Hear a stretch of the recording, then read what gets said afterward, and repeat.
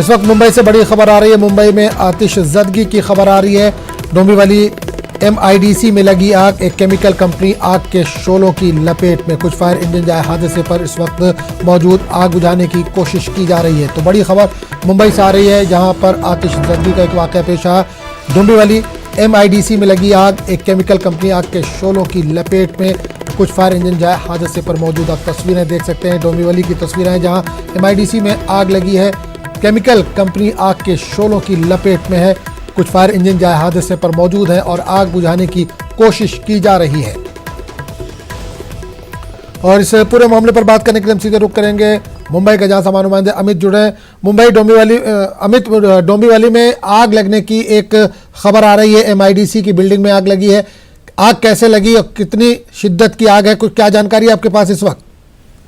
देखिए, डोंबिवली के MIDC में केमिकल कंपनी है, वहां पर ये आग लगी है। बताया जा रहा है कि मेट्रोपॉलिटन कंपनी का नाम है और यहाँ पर मौके पर 4 फायर ब्रिगेड की गाड़ियां मौजूद हैं। आग की लपटें जो हैं बहुत ही तेजी से उठ रही है, क्योंकि ये पूरा इलाका जो है केमिकल फैक्ट्रियों का इलाका है। आसपास भी बहुत सारी कंपनियां हैं, तो ये आग की लपटें जो है बहुत ही तेजी से जो है उठ रही है। उस पर काबू पाना जो है दमकल विभाग के कर्मचारियों को काफी मुश्किल जो है हो रहा है। दूसरे भी दमकल विभाग के अधिकारियों को गाड़ियों सहित जो है बुलाया गया है। इस समय मौके पे 4 गाड़ियां पहुंची और भी दूसरे फायर स्टेशन से गाड़ियां जो है रवाना हो चुकी है इस केमिकल कंपनी में। अमित, क्या दिन का वक्त था, क्या कुछ लोग अंदर मौजूद थे फैक्ट्री में? क्या इसमें कुछ लोग मौजूद थे वहां पर?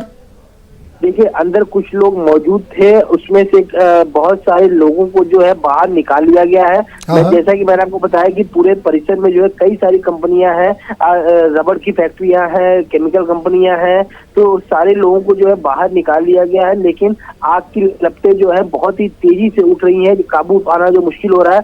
आसपास की कंपनियों तक भी इसकी लपटें जो उठ रही हैं, तो आसपास के इलाके को भी जो है खाली करा दिया गया है और दूसरे फायर स्टेशन से गाड़ियां जो है और भी रवाना हो गई है मौके पर आग को बुझाने के लिए। चलिए अमित, बहुत बहुत शुक्रिया इस तमाम जानकारी के लिए। तो नाज़रीन, आपको एक बार फिर बता दें कि मुंबई से बड़ी खबर आ रही है। एक आतिशज़दगी का मामला पेश आया है। डोंबिवली MIDC में आग लगी है। एक केमिकल कंपनी आग के शोलों की लपेट में है। कुछ फायर इंजन जाए हादसे पर मौजूद हैं और कुछ को अभी और बाहर से बुलाया गया, वो भी पहुंचने वाली है। एक और बड़ी खबर आ रही है कानपुर से। सानू केमिकल फैक्ट्री में यहाँ पर भी आग लगी है। पल भर में पूरी फैक्ट्री आग की जद में आ गई। फायर ब्रिगेड की 1 दर्जन से ज्यादा गाड़ियां आग बुझाने में मसरूफ। गोदाम में रखे केमिकल में धमाका हुआ है। आपको एक बार फिर बता दें, इस वक्त बड़ी खबर कानपुर से भी आ रही है। सानू केमिकल फैक्ट्री में आग लगी है। पल भर में पूरी फैक्ट्री आग की जद में आ गई। फायर ब्रिगेड की 1 दर्जन से ज्यादा गाड़ियां आग बुझाने में मसरूफ। गोदाम में रखे केमिकल में धमाका हुआ है।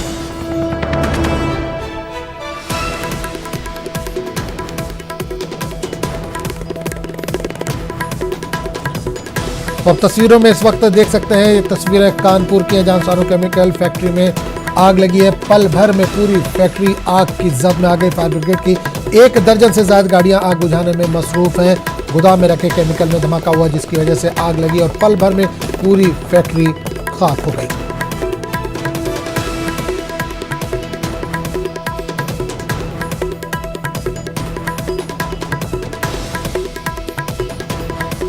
तो इस वक्त कानपुर से बड़ी खबर आ रही है। सानू केमिकल फैक्ट्री में यहाँ पर आग लगी है। पल भर में पूरी फैक्ट्री आग की जद में आ गई। तस्वीरों में आप देख सकते हैं, आग बुझाने की कोशिश की जा रही है। फायर ब्रिगेड के 1 दर्जन से ज्यादा गाड़ियाँ मौके पर मौजूद हैं और आग बुझाने की कोशिश की जा रही है। गोदाम में केमिकल रखा हुआ था, जिसमें धमाका हुआ और धमाके के बाद बताया जा रहा है कि फैक्ट्री में आग लग गई। तो सानू केमिकल फैक्ट्री में ये आग लगी है।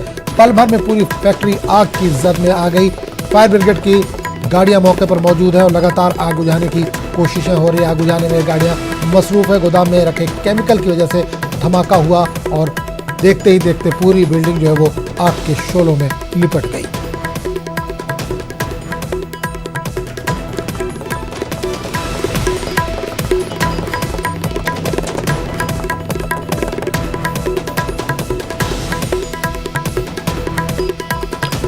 इस वक्त बड़ी खबर आ रही है कानपुर से। नाज़रीन, आपको बता दें कि सानू केमिकल फैक्ट्री में आग लगी है। पल भर में पूरी फैक्ट्री आग की जद में आ गई। फायर ब्रिगेड की 1 दर्जन से ज्यादा गाड़ियां आग बुझाने में इस वक्त मसरूफ है। आप तस्वीरें देख सकते हैं, फायर ब्रिगेड के अमले को आग बुझाने में ये लोग मसरूफ हैं। गोदाम में रखे केमिकल में धमाका हुआ, जिसके बाद फैक्ट्री में आग लग गई।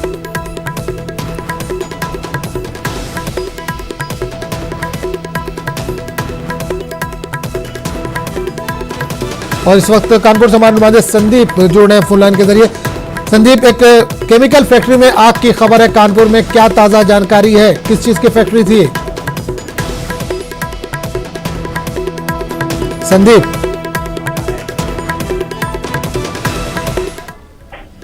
ये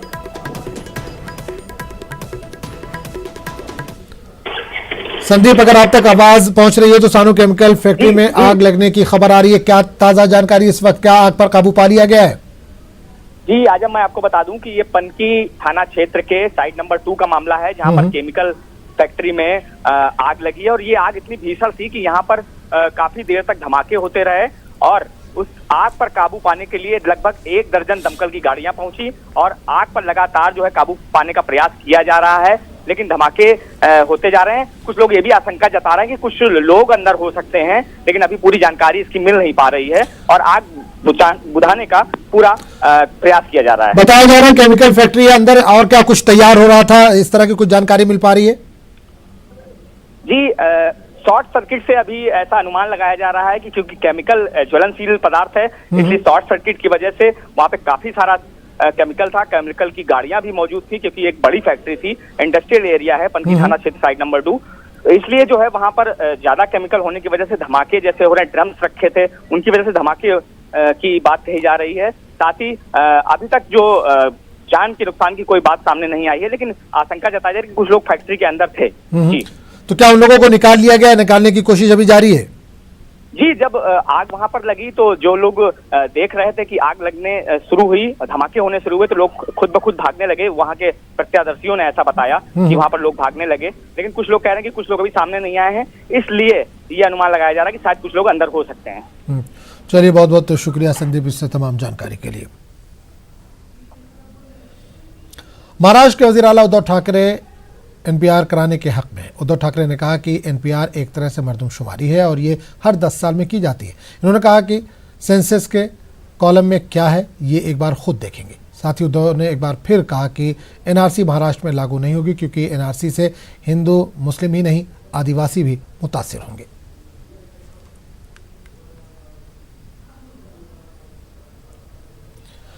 न्यूज 18 उर्दू की खबर के बाद मध्य प्रदेश में कमलनाथ हुकूमत ने एनपीआर के नाफिज नहीं किए जाने का ऐलान कर दिया। कमलनाथ हुकूमत के ऐलान के बाद सियासी तौर पर घमासान भले ही थम गया हो, लेकिन समाजी तंजीमें कमलनाथ हुकूमत के बयान पर यकीन करने को तैयार नहीं है।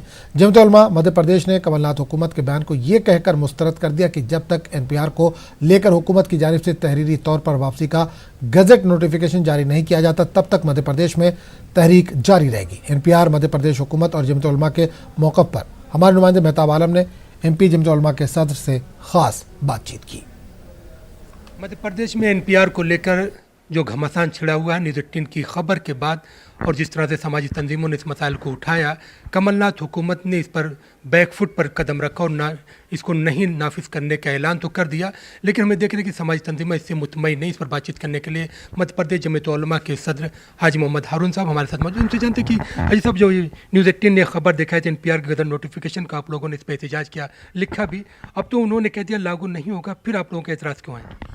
बिस्मिल्लाहिर्रहमानिर्रहीम। देखिए, मध्य प्रदेश सरकार और कांग्रेस पार्टी के लोग पहले ये बात कहते थे कि हम मध्य प्रदेश में और मुल्क में एनपीआर नाफिज नहीं करेंगे, लेकिन एनपीआर का गजट आवाम के सामने आया कि मध्य प्रदेश सरकार ने इसको गजट कर दिया है। तो सबसे पहले हमने जमात उलमा मध्य प्रदेश ने न्यूज़ 18 के जरिए की बहस में ये बात उठाई और इसका एतराज़ ज़ाहिर किया कि ये पॉलिसी कांग्रेस की जो है और मुल्क में जो अक़लियतें और तमाम सेकुलर लोग जिस बात से नाराज़ हैं वही मध्य प्रदेश सरकार करने जा रही है। तो इस दबाव के बाद मध्य प्रदेश सरकार ने इसको वापस लेने का ऐलान किया, लेकिन वो ऐलान बिल्कुल गैर कानूनी तर्ज का है, क्योंकि जिस तरह से गजट नोटिफिकेशन हुआ है उसके जवाब में कांग्रेस पार्टी के एक सादे से लेटर के ज़रिए उसको वापस लिए जाने की बात कहना ये अकल से बालातर है, समझ से बालातर है।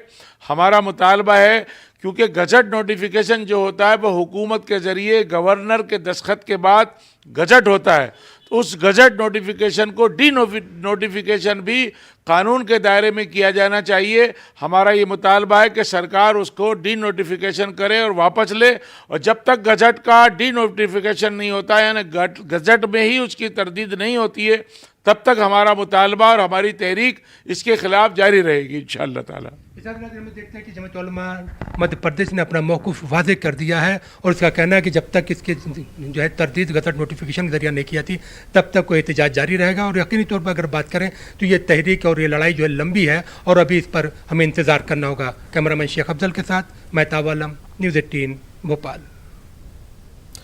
शहरियत तरमीमी कानून NPR और NRC के खिलाफ आज शाम विजयवाड़ा में कुल जमाती एहतजाजी प्रोग्राम मुनक़िद किया जा रहा है। विजयवाड़ा के कमरीपालम ईदगाह ग्राउंड में यूनाइटेड मुस्लिम एक्शन कमेटी और ऑल माइनॉरिटी एसोसिएशन नेटवर्क की जानिब से एहतजाजी प्रोग्राम मुनक़िद किया जा रहा है। इस प्रोग्राम में MIM के सदर असदुद्दीन अवैसी के अलावा उलमा व मशाइख खिताब करेंगे।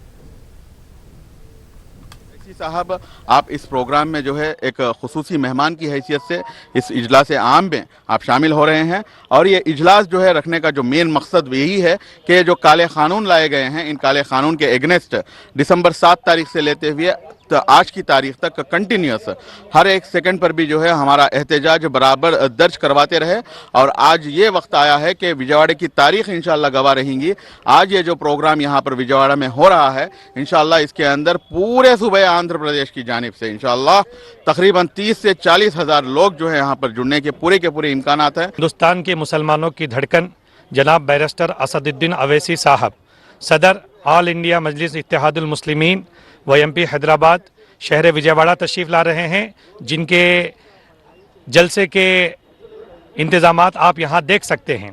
मरकज़ी हुकूमत जो काला कानून लाई है, जब तक मरकज़ी हुकूमत इस काले कानून को वापस नहीं लेगी उस वक्त तक हमारे ये जलसे, हमारे मुजाहिरे जारी रहेंगे।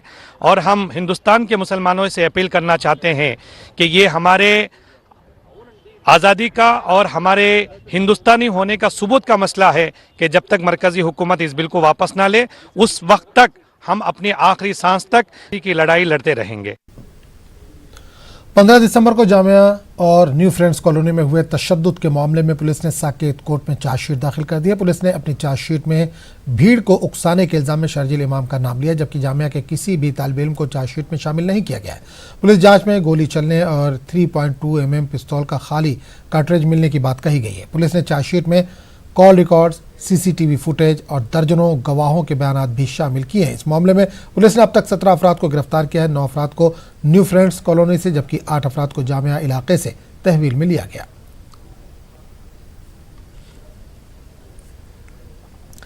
जामिया लाइब्रेरी में पुलिस की कार्रवाई में जख्मी हुए मुस्तफ़ा इमाम ने दिल्ली हाई कोर्ट में अर्जी दाखिल की है। अर्जी में इन्होंने 1 करोड़ मुआवजे की मांग की है। मुस्तफ़ा इमाम का कहना है कि पुलिस की कार्रवाई एक जालिमाना अमल था जिसके नतीजे में कई बच्चे जख्मी हुए। मुस्तफ़ा ने कहा कि हमारा मुस्तकबिल बर्बाद हो गया है।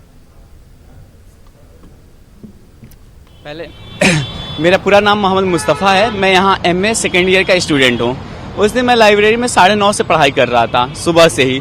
अचानक से 5:30 में टीयर गैस की सेलिंग होने लगी।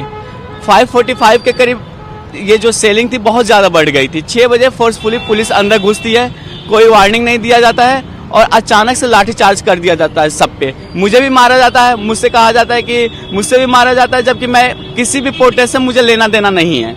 मैं ये पूछना चाहता हूँ कि जब लाइब्रेरी में आदमी सेफ नहीं है तो कहाँ सेफ रहेगा। मेरा लैपटॉप तोड़ दिया जाता है।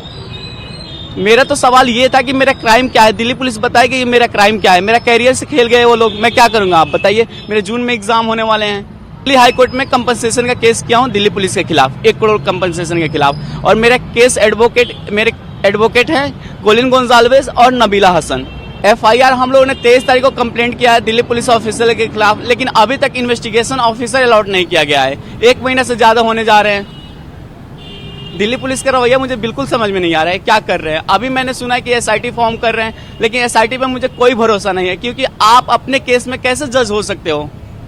मैं ये चाहता हूं कि रिटायर्ड जज हों और रिटायर्ड पुलिस ऑफिसर हों, जो दिल्ली से ना हो, बाहर से हों।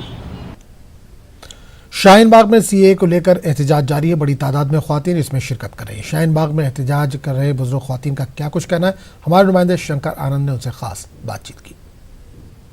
वक्त मैं एक ऐसे मंच पे खड़ा हूँ जहाँ से सीए के मसले पर आवाज़ पूरे देश भर में बाकायदा दी गई और हम बात करेंगे प्रमुख जो पूरे मामले की जो मुखिया हैं दादी से। दादी, कल जो है 3 लोग आएंगे जो बातचीत करेंगे कि इस मामले का क्या समाधान होना चाहिए, तो क्या बातचीत करेंगे आप? पहले उनकी सुनेंगे, जब हम बाद में अपनी कहेंगे।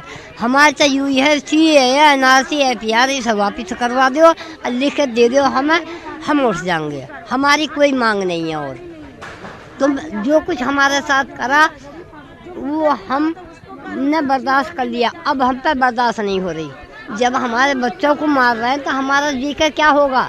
अरे हमें मार दो, हम तो बैठे मरने के टाइम पर उठेंगे नहीं, जान दे देंगे पर उठेंगे नहीं हम यहाँ से। क्या बाजी ये बताइए, क्या कल जो है 3 लोग आएंगे और वो अपनी बात रखेंगे, क्या बातचीत करेंगे आप लोग? 2-2.5 महीना से बैठी हुए हैं तो कई गो आदमी आए बात करने के लिए, कई आदमी आए बात करने के लिए। खुद हमने बुलाया कि आप आइए, आपको सिरों पर चढ़ाएंगे, आँखों पर बैठाएंगे, आपको डर क्या चीज़ का है। हम जाने के लिए तैयार हैं, उस रोज़ हम जाने के लिए तैयार थे, पुलिस ने मना कर दिया ना। हम उनसे क्या चीज़ मांगते हैं? जो चीज़ ने उन्हें कबूल किया कि यह चीज़ देंगे वह देंगे, कुछ नहीं दिया। हम कुछ बोले? कुछ नहीं बोले। जो कानून काला ला है उनको वापस ले ले, हम लोग अभी उठ जाएंगे। एक ही मांग है और कुछ नहीं मांग है, और नहीं वो कुछ हम लोग के लिए आज तक करें। 90 साल की हो गए, नहीं हम सबको पेंशन दिया, नहीं कुछ दिया, कुछ नहीं दिया, कुछ ने हम लोग ने खोजा। और ये लाने की उनको जरूरत क्या थी? जाड़ा को काट लिया, अब गर्मी आई बाहर की हवा खाने के लिए, तो आप जगह छोड़ो, नहीं छोड़ेंगे। मतलब कि जब तक वो मसले का समाधान नहीं होगा आप लोग पीछे नहीं हटेंगे? नहीं हटेंगे। तो ये दर्द है काफ़ी बुजुर्ग जो दादी अम्मा है, जो जिनकी बात पर पूरे शाहीन बाग आज खड़ा हुआ है, तो इनकी दर्द है कि इन मसले का जल्द से जल्द समाधान होना चाहिए। और जब तक इस सीए के मसले पर समाधान नहीं होगा तो फिलहाल ये यहाँ से उठने वाली नहीं है। अब देखना लाजमी होगा कि इस मामले का किस तरह से बाकायदा समाधान किया जाएगा। हालांकि कल जो है इस मामले पर 3 सदस्यीय टीम, जिसमें कि संजय हेगड़े होंगे, साधना रामचंद्रन होंगी और तमाम जो इन मसलों पर बाकायदा इसी मंच से आकर सरेआम मुद्दे रखे जाएंगे, तमाम बातचीत होगी और इस मंच पे ही बाकायदा यहाँ से सबसे पहले वो सुनेंगे, ये लोग सुनेंगे कि शाहीन बाग जो है बाकायदा वो सुनेगा कि क्या क्या वो चाहते हैं, इस मसले का किस तरह से समाधान निकालना चाहते हैं। उसके बाद ये अपनी डिमांड को रखेंगे, अपनी बातों को रखेंगे। तो निश्चित तौर पे अब इंतजार है कल का, जब इस वक्त में बाकायदा यहाँ पर आकर जो 3 सदस्यीय टीम आकर इस मामले का एक समाधान निकालने की कोशिश करेंगे।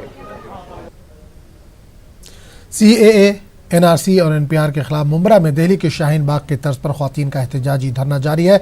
एहतजाज में हर रोज़ कोई न कोई समाजी मिली शख्सियात पहुंचकर इन मुजाहिरीन की हौसला अफजाई करते हैं। मारूफ आलिम मौलाना सज्जाद नुमानी की दोख्तर सुमैया नुमानी पहुंची और इन्होंने ख्वातीन से मुलाकात कर इनके हौसले को सलाम किया और एक्ट वापस लेने तक मुल्क भर में इस तरह के एहतजाज जारी रखने की बात कही।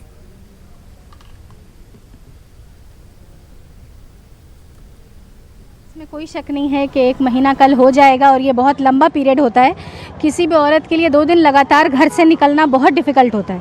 एक दिन किसी तरह मैनेज करके निकलती है, नेक्स्ट डे बहुत डिफ़िकल्ट हो जाता है उसके लिए, और 1 महीने तक निकलना, ये मतलब इससे ही ये बात समझ में आ सकती है कि अब ये महिलाएं जो है ये समझ चुकी हैं कि हमारे देश के हालात क्या हैं, किधर जा रहे हैं, और देश को बचाने के लिए ये निकली हैं, संविधान को बचाने के लिए निकली हैं। कोई गैर कानूनी काम ये कर नहीं रही हैं, कानून के और संविधान के दायरे में अपना प्रोटेस्ट कर रही हैं। तो हम इनके पूरी तरह से साथ थे, हैं और रहेंगे। बांग्ला फिल्म अदाकार और साबिक एमपी तपस पाल का दिल का दौरा पड़ने की वजह से मुंबई के एक अस्पताल में इंतकाल हो गया। वो 61 साल के थे। घर वालों के मुताबिक वो मुंबई में अपनी बेटी से मुलाकात के लिए गए थे। तबीयत बिगड़ने पर इन्हें अस्पताल में दाखिल कराया गया था। वज़ीर आला ममता बनर्जी समेत दीगर अहम शख्सियात ने अदाकार की मौत पर ट्वीट करके अफसोस का इजहार किया। तपस पाल ने साल 1980 में बंगाली फिल्म कीर्ति से अपने फिल्मी करियर का आगाज़ किया था। साल 1984 में इन्होंने बॉलीवुड में कदम रखा। तपस पाल ने 2001 में अपने सियासी सफ़र का आगाज़ किया। साल 2009 और 2014 में वो बंगाल के कृष्णा नगर से मेंबर पार्लियामेंट मुंतखब हुए थे।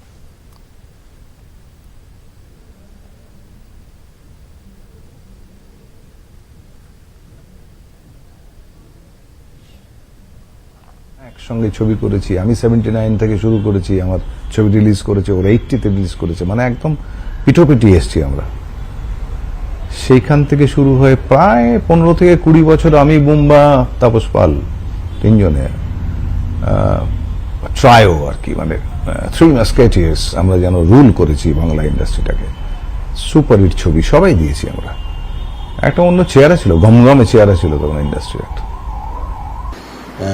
এক কথাই বলতে গেলে বোধহয় সৌমিত্র চট্টোপাধ্যায় ছাড়া আর কেউ ওভারনাইট স্টার হতে পারেননি। তাপস পাল ডেফিনেটলি তাদের মধ্যে একজন, যে ওভারনাইট স্টার হয়েছিল। শুক্রবারে ছবি রিলিজ করলো এবং সোমবারের মধ্যে হি বিকেম স্টার। আর উন্নতিটা আকাশ ছোঁয়া। আজ সত্যি সত্যি সে নেই বলে বলছি না, বা আমার বন্ধু বিয়োগ হয়েছে বলে বলছি না, আমাদের জেনারেশনে তাপস পালের মতো অভিনেতা কিন্তু। अमरीकी सदर डोनाल्ड ट्रंप आने वाले हफ्ते में हिंदुस्तान के दौरे पर आने वाले हैं। इस दौरान वो आगरा भी जाएंगे, जहां वो ताजमहल का भी दौरा करेंगे। आगरा की सड़कों को इन दिनों खूब सजाया जा रहा है, वहीं सिक्योरिटी के भी सख्त इंतजाम किए जा रहे हैं।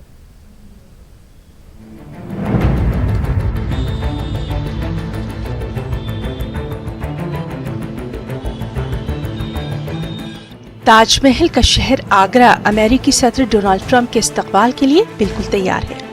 म्युनिसिपल कॉरपोरेशन ताजमहल के इजाजत नहीं दी जाती तो वो ताजमहल के मशरक़ी गेट से बैटरी कार में बैठेंगे।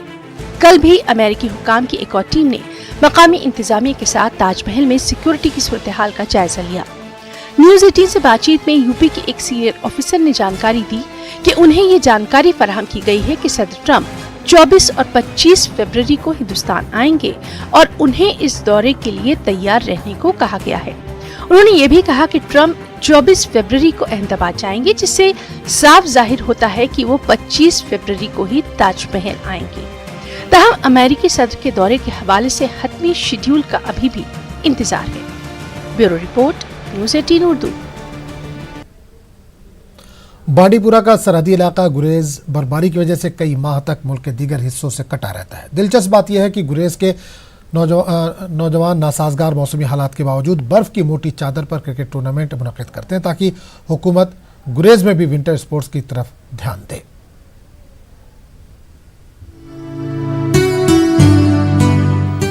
बांडीपुरा से 85 किलोमीटर की दूरी पर वाक़या गुरेज इलाका इन दिनों बर्फ की मोटी चादर में लिपटा हुआ है।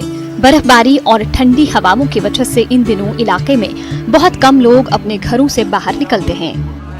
ताहम इलाके के नौजवान इस मौसम में भी घरों में दुबक कर रहने के बजाय ऐसा काम करते नजर आते हैं जिनको देखकर हर कोई हैरान रह जाता है। ये नौजवान कुछ सालों से लगातार बर्फ की मोटी चादर पर क्रिकेट टूर्नामेंट मुनक्किद कर रहे हैं। ये टूर्नामेंट मुनक्किद करना अब एक रिवायत बन चुकी है। हबा खातून चोटी के दामन में मुनक्किदा क्रिकेट टूर्नामेंट में गुरेज की 10 टीमों ने शिरकत की। टूर्नामेंट के दौरान बर्फ हटाकर एक हिस्से पर क्रिकेट मैट बिछाया जाता है। खासी तादाद में लोग इस टूर्नामेंट से लुत्फ अंदोज होते हैं। फाइनल मैच के दौरान इलाके के सरकर्दा शहरी भी मौजूद रहते हैं। वो खिलाड़ियों में इनामात और ट्रॉफी तकसीम करने की रस्म अंजाम देते हैं। गुरेज के लोगों और खिलाड़ियों का कहना है कि बर्फ पर क्रिकेट टूर्नामेंट मुनाकिद करने का मकसद सिर्फ यही है कि इलाके में भी विंटर स्पोर्ट्स शुरू कराने के लिए हुकूमत की तवज्जो मबजूल कराई जाए। इलाके गुरेज में काफ़ी बर्फबारी होती है। विंटर में यहाँ 5 से 7 फुट तक बर्फ भी पड़ती है। गुरेज के अंदर विंटर सपोर्ट्स की काफ़ी अच्छा पोटेंशियल है, लेकिन बदकिस्मती का मुकाम यह है कि गवर्नमेंट इस पर तवज्जो नहीं देती है।